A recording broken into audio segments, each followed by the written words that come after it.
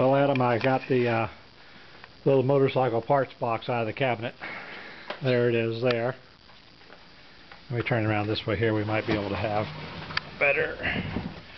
Okay. Not so much backlight problem. Okay, let's see what's in this sucker.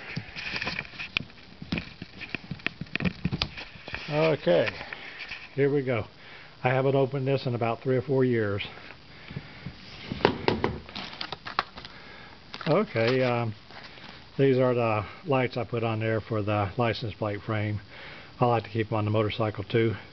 They're cheap and the leads corrode off pretty soon, like in a year or two.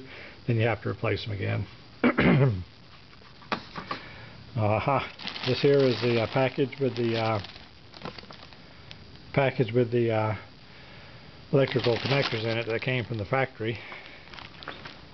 So it looks like you'll be getting that. That's it there. Open it up.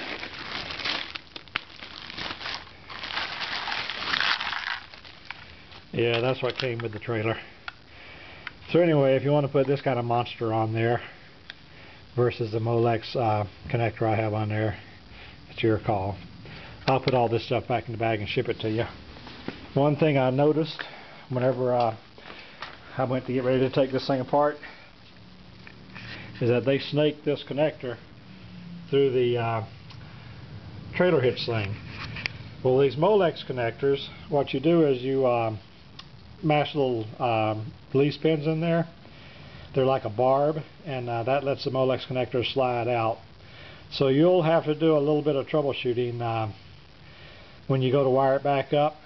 I could either cut the connector off and then let you rewire it, or buy a new one or whatever, but I'm going to go ahead and slide the pins out of here so that with any kind of luck I can slide this through the connector, through the trailer hitch thing. I'll try and make a wiring diagram of it so you'll know what goes where, and that should make it a lot easier for you. Okay, let me go ahead and get to work on this. This here is the pin plate. That's what I'm going to call it anyway. I don't think I can focus. Let's see if I can zoom in.